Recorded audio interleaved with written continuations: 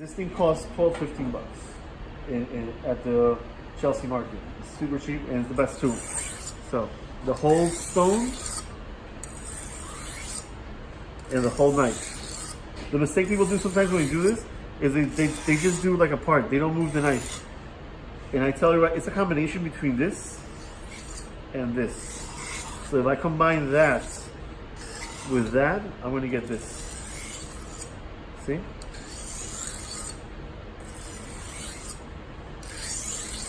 Okay. See? A little bit of pressure, that's it. Okay.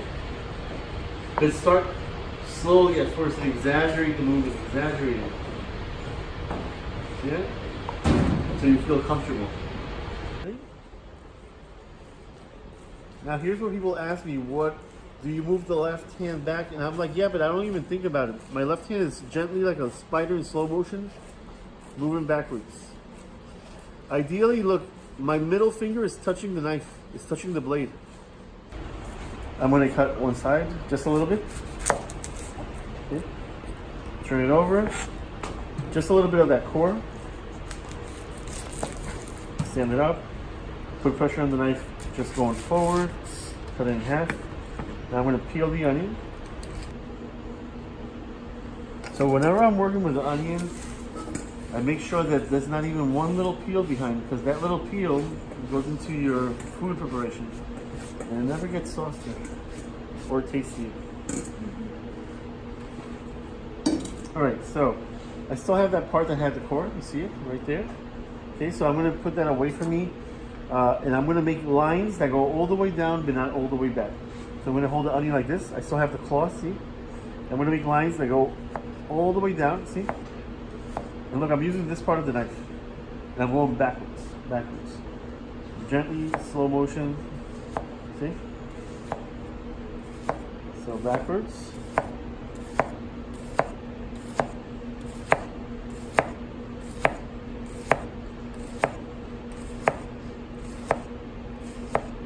You see how it wants to move away from me back here? Like the onion's moving away. Here I hold it like this. I'm very, very careful now. Keep doing the same thing, but holding it like this so the onion doesn't move away. So I have lines all the way this way, still attached right there.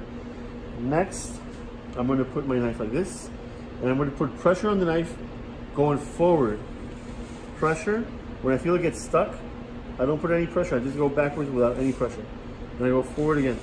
Pressure. Backwards, no pressure. Okay? So forward pressure, backwards, no pressure. Forward pressure, backwards, no pressure. Okay? So I did that. I did this, and now I'm going to go forward, and the onion's going to be cut. Don't go. That's a bad sound when you're cutting. Don't go down. Go forward. See? Forward.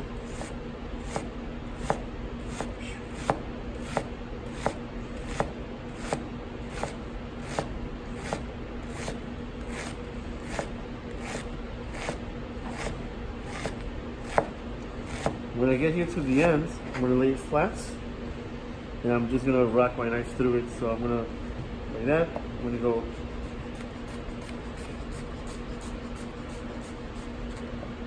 Then I'm going to turn it over. And I'm going to do it again.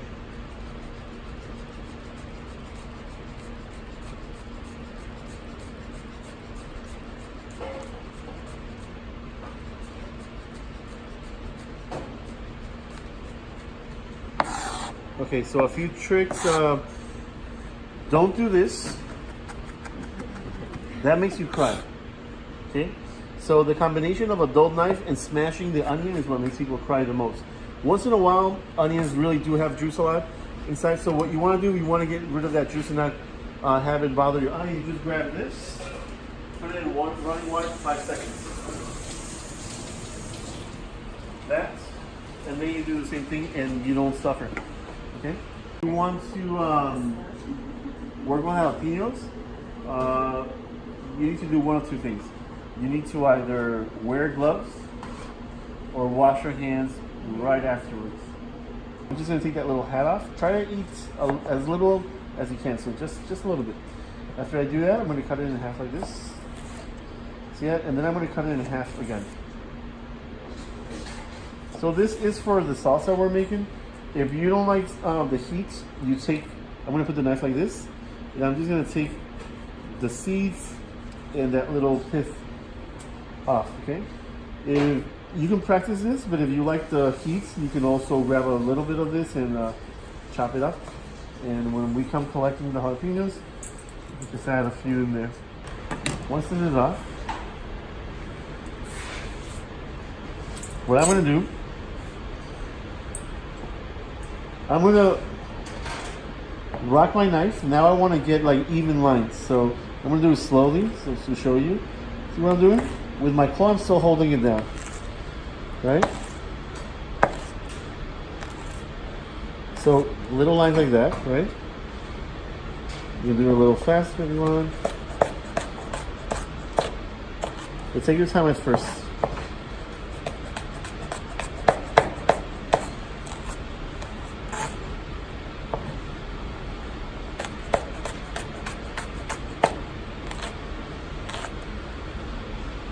Then I'm going to turn it over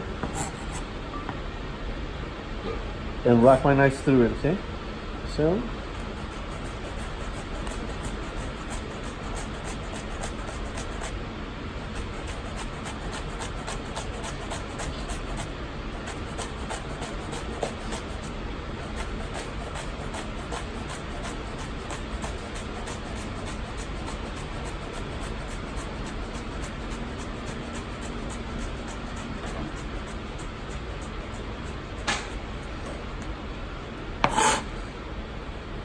garlic has these little bitter, dry buds that a lot of times people leave on. That's why the skin doesn't come off. You just have to cut that off. Cut it off. You see how the skin just came off? So I do that, and normally I cut the other side a little bit too. For what I'm going to show you today, I cut the garlic in half, and then this peels really, really fast. But if I wanted to see how fast that peels, it's very, very simple. But if I was using a recipe that called for the garlic whole, like to flavor olive oil, what I would do is just take that little bit off, and then just gently, like that, and then this comes off. But my juice, see, is only that little bit. It's very, very, very dry. So all the flavors all in here. So that's what we want. I'm going to show you how to mince garlic really easy. I'm going to rock my knife through it.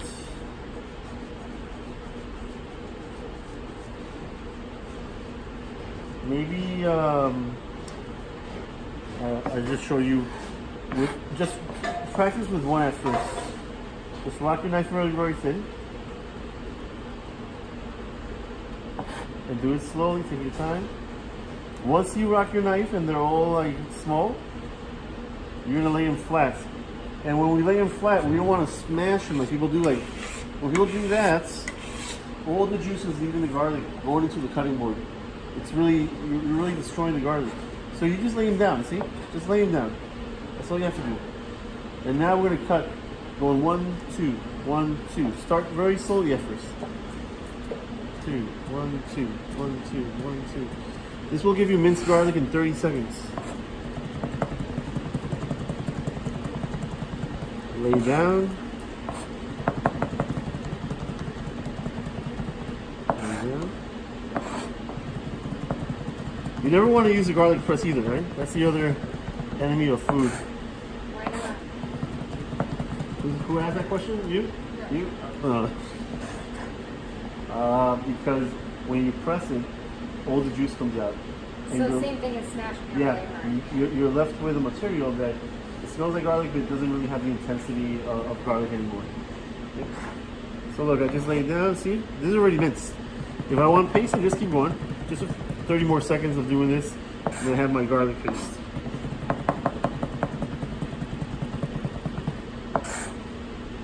The more garlic I do together, the better, the faster this is, because the more friction I have. Okay? The main thing I want you to see is that the board is dry, so everything is in the garlic. Okay? Tip of a knife like this, and I'm going to core. I'm going to take this core out. Just go around the core. Now be very careful, because look what I did. I put the tomato on the table, you see? And I had the knife like this. If I see somebody trying to do this, that's extremely, this is so soft that this just goes right through it, okay? So be very careful. I had it on the table, I had it like this, and I went around, okay? So that's step number 1. And then we're gonna do it like an onion, so that now we're not gonna cry. And this has a lot better texture, so you're gonna see how easy it is. There's just one thing that we need to do a little different, and I'll show you what that is. The only thing we do different here, be careful with this step, because the tomato's a lot softer. So only pressure going forward, remember that? Yeah. Only pressure forward. Yes. And then when you do this, you can't rock the knife. You have to go forward a little, then back. If I just try to go forward, I'm gonna smash the tomato too. So I always have to go forward, and a little bit back, and then forward again. So forward, back, forward. Forward, back, forward.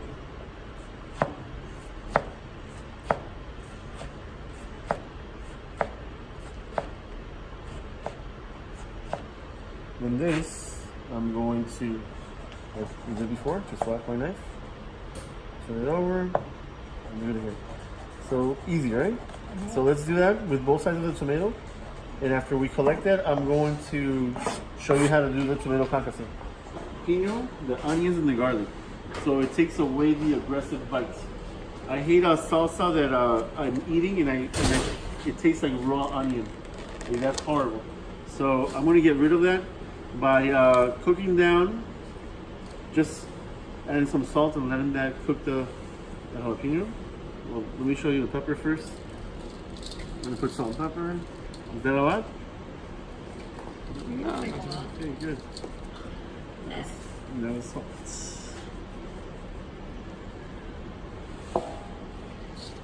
Oh, that's a lot of salt. It's a handful. Oh my gosh. And you'll see that'll be just right. Perfect, but that would scare me to do by myself. Yeah. No, I know.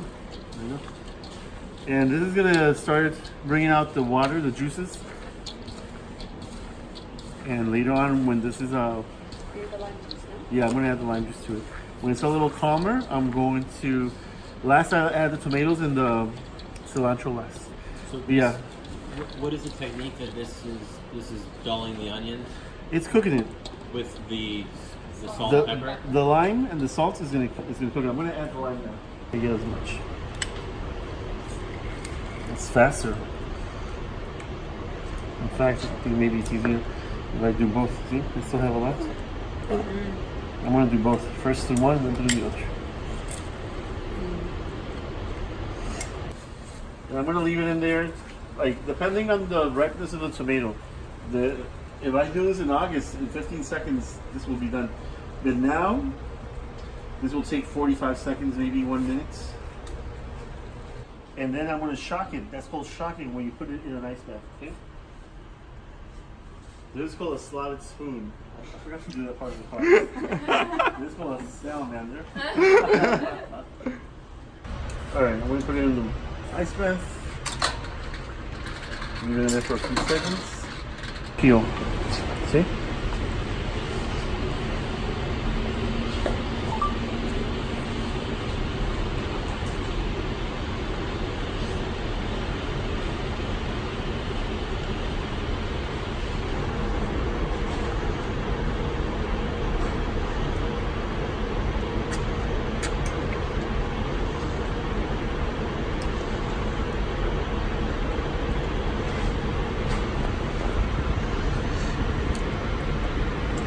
How to clean a pepper really fast.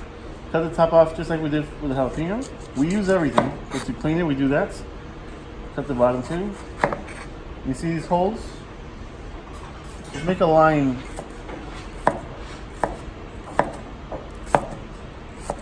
And you open it up.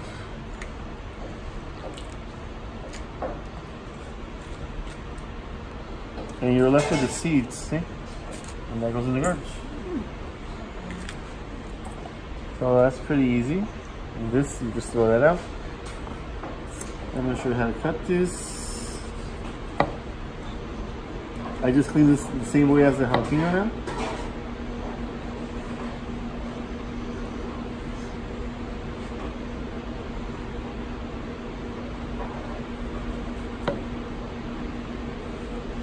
Okay.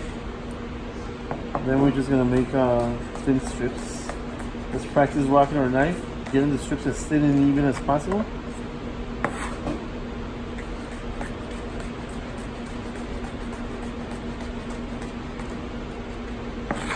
Okay, remember to exaggerate at first. Do it slow.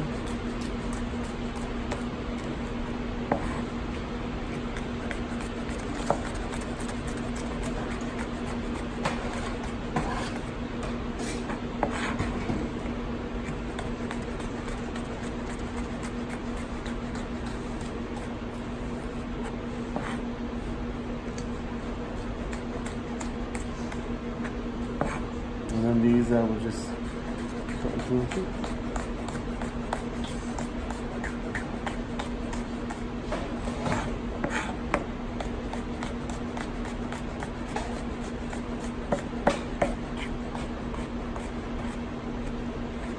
Okay, let's try that.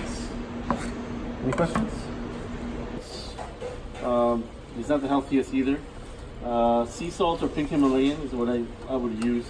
Kosher salt doesn't have that much flavor. I mean, that much, you have to use more. Sticks like for Crudo. So when I'm serving raw celery, I peel it. I don't have to worry about the bottom, but the rest of it, I peel.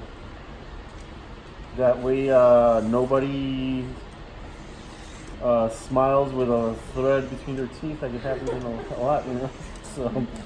So yeah, this is a big part of eating raw celery is peel it. It's so much more enjoyable. You can try it after we're done. You'll see how much more enjoyable it is without that extra texture. Okay, now I'm going to cut it like into segments, 2-inch max that are similar to each other. See? Once I do that, I'm going to cut it in half.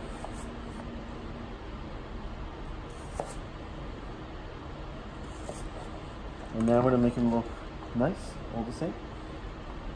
So I'm going to line them up.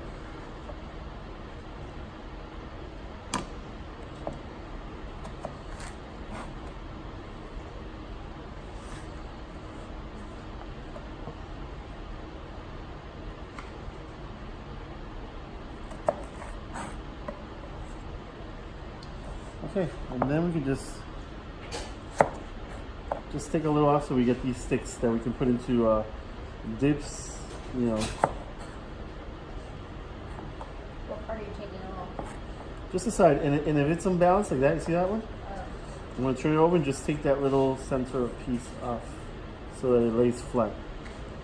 I'll do that, now it lays flat. It's almost there, so now just...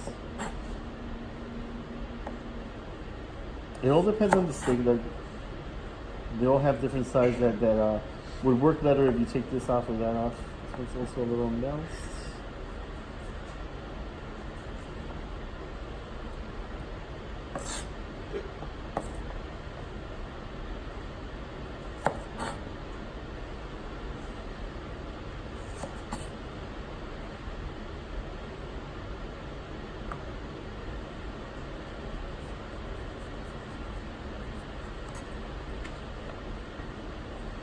Alright, and then if you want, you can grab some of these and just make dice. If you were making a stew that you want it to look really fancy, you know? Or a stuffing, you know, you're gonna add celery to, and you just have a nice dice like that. And these are your sticks. And peel. You peel towards you, huh? Yeah, it works better for me. Wasn't always like this. I was usually doing this, and it looks like I'm going faster. Yeah, I'm making a mess, and then the other side. You're doing the long stride? Yeah, I get the whole thing, and it looks like I'm going slower, but I'm going way faster. And I'm done. And it's cleaner because I get everything just folding here out of control. Now I'm just gonna get that little piece. All right. So the first thing I'm going to show you It's how to make steak similar to this. It's called bâtonnets. If you want to write this down, I'll show you how it's written. Otherwise, it's going to go into a high-end kitchen. Names are not necessary. So again, like a 2-inch segment. Now this rolls, so I need to grab one side of it and make it flat. I'm going to grab this side, pressure on the knife going forward, and then now I have control. Now I'm going to make another side flat, pressure on the knife going forward. Now I can start my bâtonnet cuts. I'm going to look for a French fry shape. You see, I can see it right here. If you see on top of my knife, right here, it's like the width of a French fry. You see it? Right on top of you? Everybody see what I'm looking at? So if I'm looking from up here, watch, from up here, you see that right here? It's like the width of a French fry. Yes. So that's what I'm going to look for. Once I have that, I'm going to just put pressure on the knife going forward. If I get stuck, go backwards, no pressure, forward.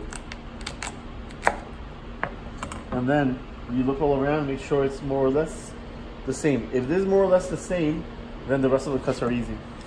So we're going to put it down. Now I'm going to look for that French fry shape again, or you can look for squares in the back and squares in the front.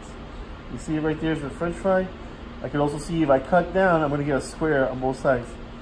I go forward, again, forward. Okay? And these are bâtonnets.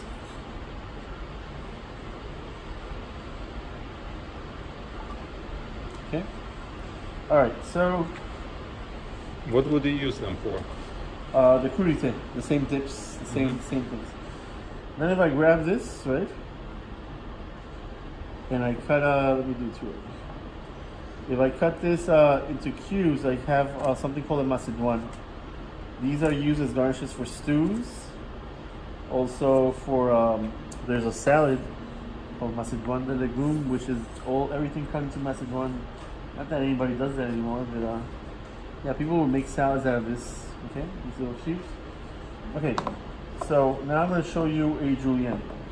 Now I'm going to look for a thin stick, like a camping matchstick, kind of with. There, I'm going to cut down thin stick. So this one, kind of not too happy with. So if you're not too happy with, it's not that bad. But you throw it out. So you look for it. Pressure going forward. There. This I'm happy with. This too. So now for the julienne.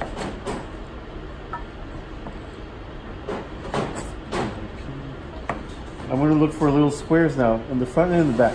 Little squares. And I'm going to go forward. See what I'm doing? Okay. Little squares.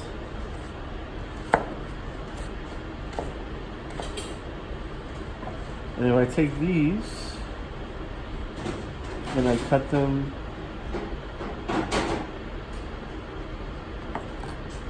I'm going to get something called a brunoise.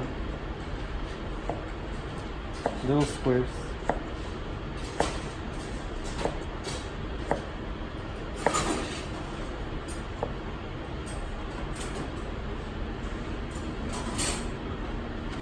Now I'm going to do the same thing. I'm going to look for a fine julienne. So, let me get it from here. Pressure on the knife going forward. You're going to look for a very, very small line.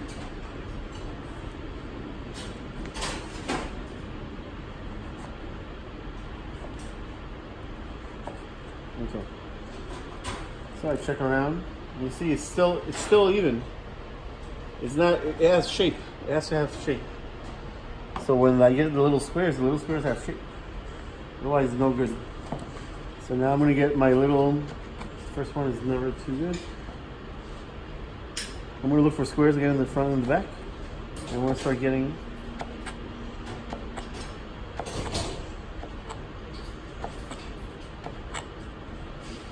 So you pick one of these up, you'll see the square.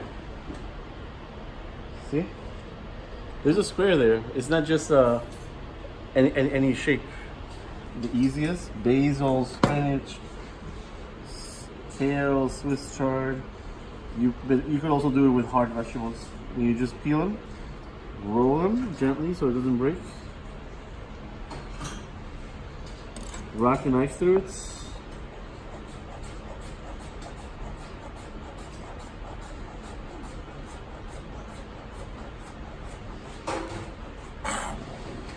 Okay.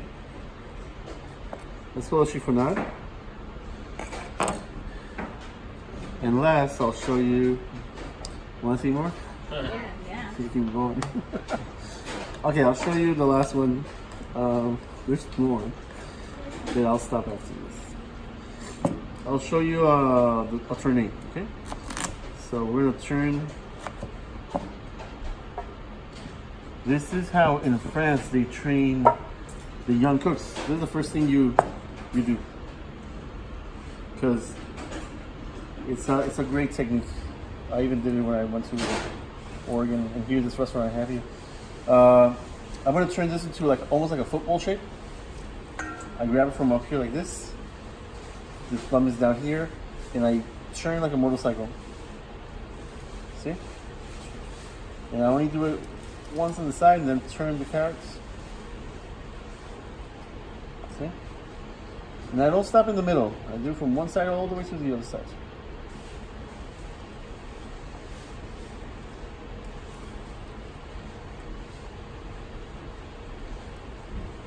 Okay, so I'm almost done. I'm gonna turn it over, see that? And I'm just gonna see which parts I don't like too much. It's not too bad.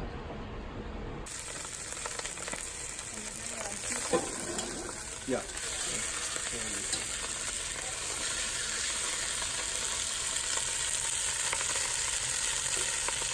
And I make my stock, my fish stock with red wine, a fish fumet. Fumet is what the French call name for stock, F-U-M-E-T.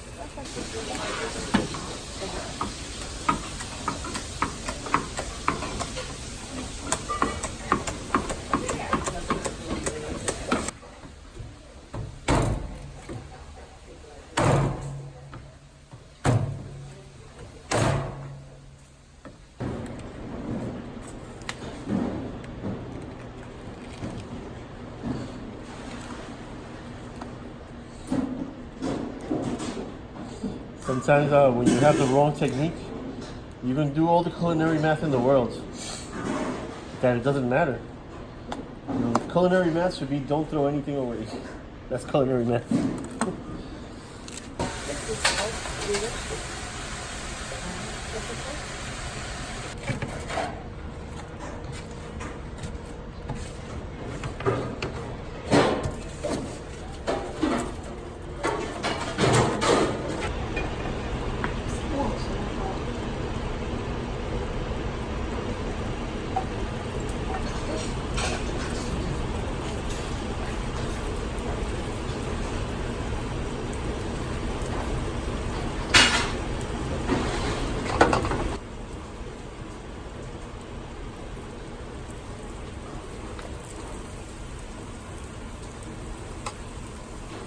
When you're first doing this, maybe you don't want to do so many at the same time, okay? You want to do just a few so you get the hang of it.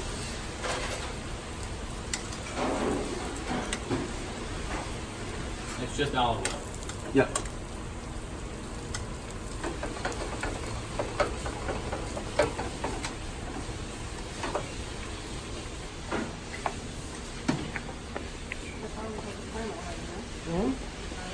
That's what? The green part? Did you take it out, right? No, that's not bitter at all. It's not? No, I don't even know why in America we called it the germ as in something bad or, you know, that just tastes like pure garlic.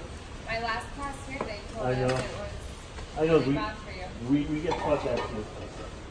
I remember working in France in a restaurant and having an American extra telling the chef that he needs to take that out because that's not good for you.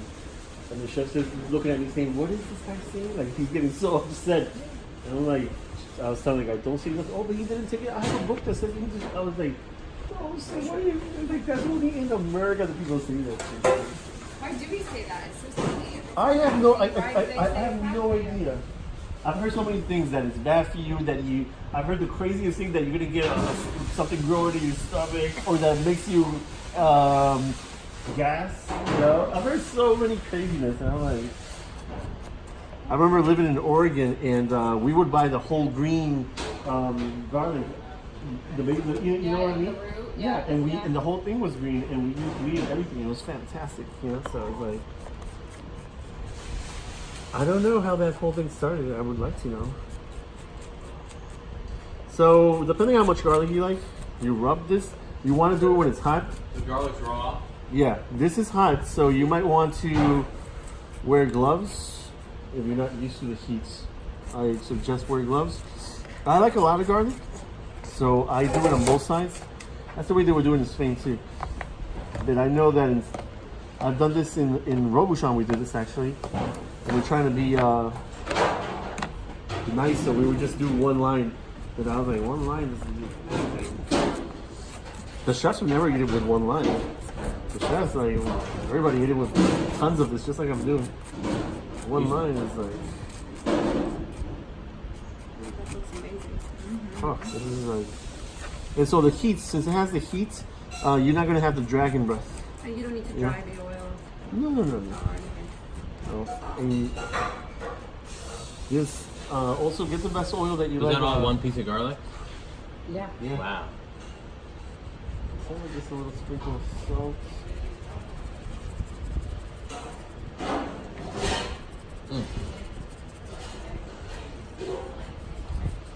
This with a soup is magic.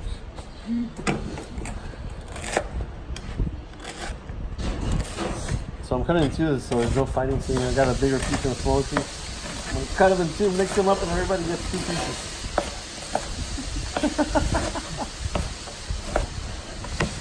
What are we gonna do with the rest of the bread?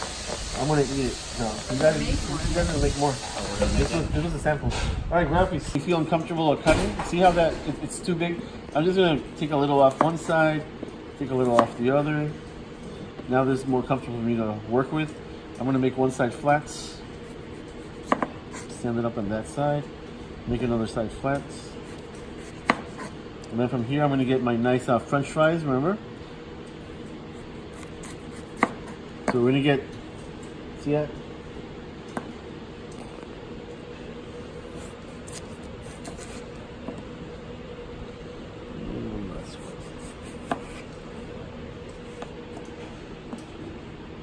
This one I'm not too happy with.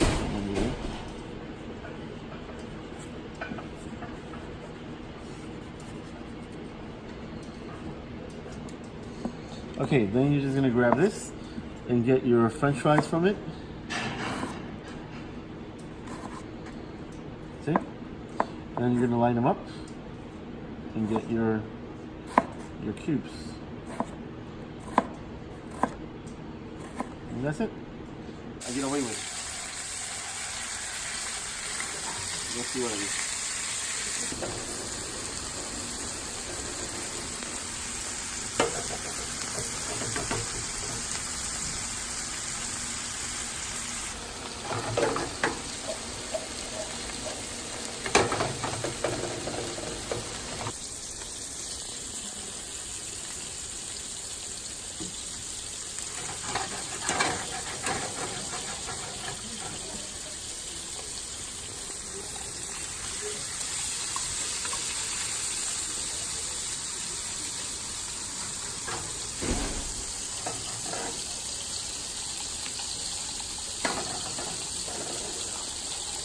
A little bit of the white wine.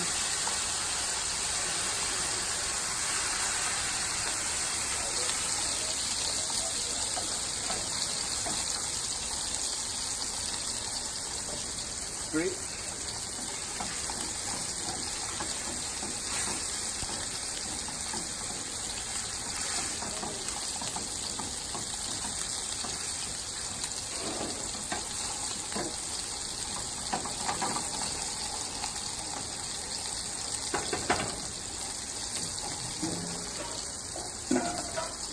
I'm gonna add more than what the recipe says.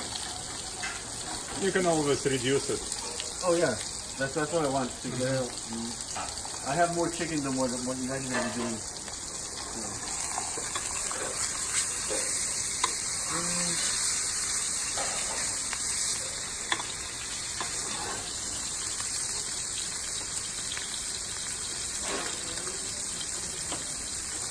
potatoes just about done. So now I'm going to put the heat just a little higher. Just to get a little more color.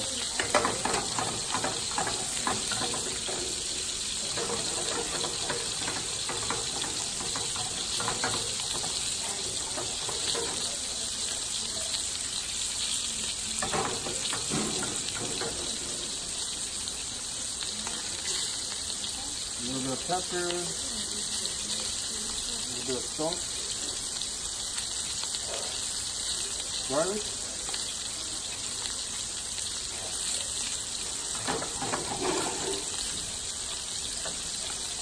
smells good.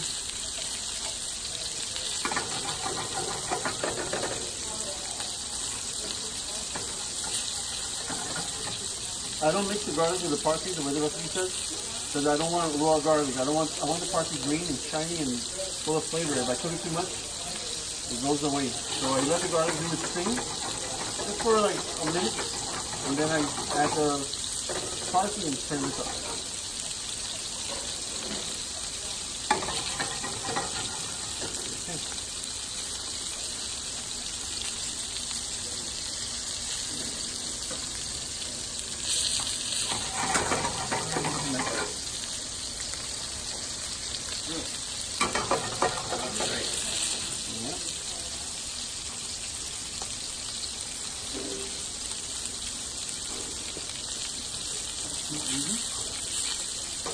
Now, we'll keep it hot.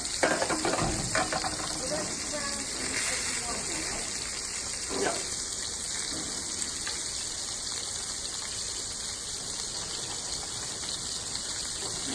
So now I'm going to feel for my steak. Anybody wants to feel? Right now it's going, here's rare, and on the side it's medium rare. Anybody wants to feel that steak? Really feel it. So on the sides it's medium rare already, and this is rare. Because it's bouncing back. Yes. You feel different than down.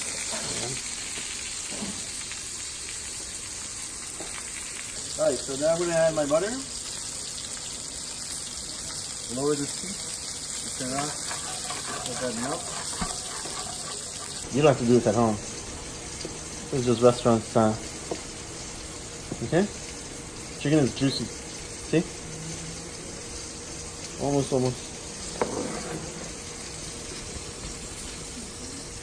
If I cut it down, it's not as pretty. There's on one side.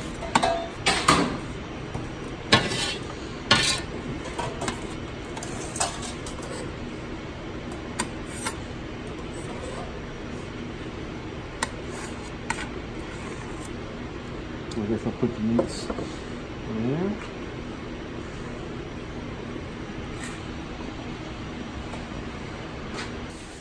There's that page.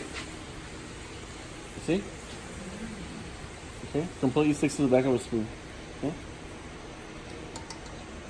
Alright, I'm going to add a little bit of lemon juice. This is already good. I'm gonna turn it on. If it's runny, then continue to reduce. If it's too thick, then add the stock. If it's too thick, if it's nappy, it's good. Oh, I guess yeah, alright.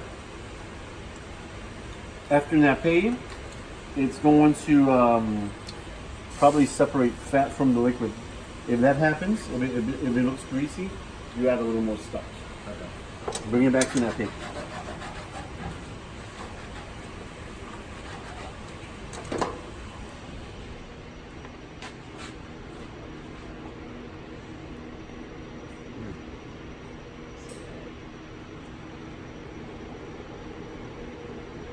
Follow the recipe, it's fine. I like this. I don't wait till it's hot. In this case, I don't wait till it's hot. I want the shallots to cook off the raw flavor. So I start it immediately. I don't add the garlic until I'm ready to add the spinach.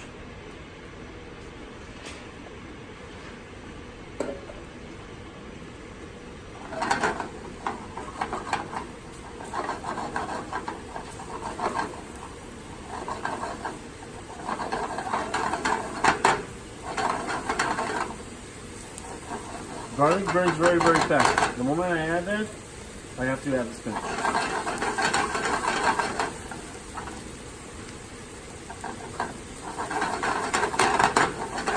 So, we don't want to see any... Add the garlic already? No. Just shallow. It's all shallow. You don't want to see any water coming out of the spinach, okay? So I'm going to add this. I'm going to add the spinach, and I'm going to turn this off. And what's your heat level? You were on high heat there, and now you turn the heat off. I was on high heat, and I turned it off. And now I'm wilting. The heat will cook it down.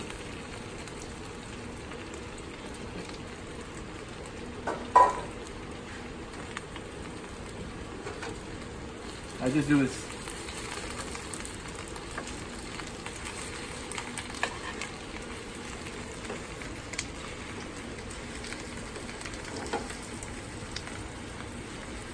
Once it starts wilting a little, I'm going to add a little bit of salt and pepper.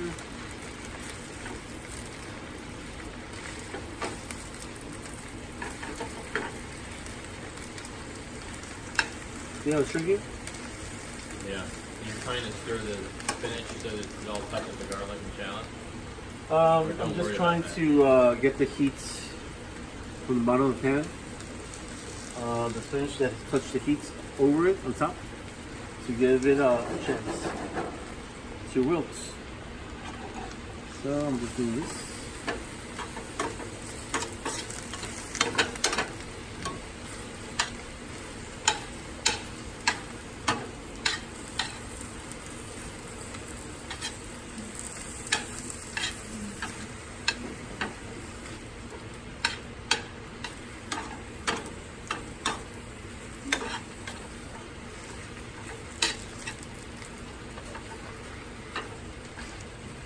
You see? Yeah. Perfect. It's already there.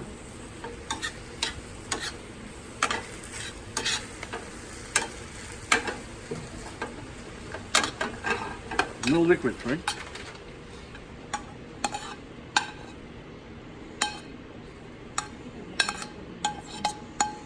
Oh yeah, spinach is it's amazing when done like this, and it's not so.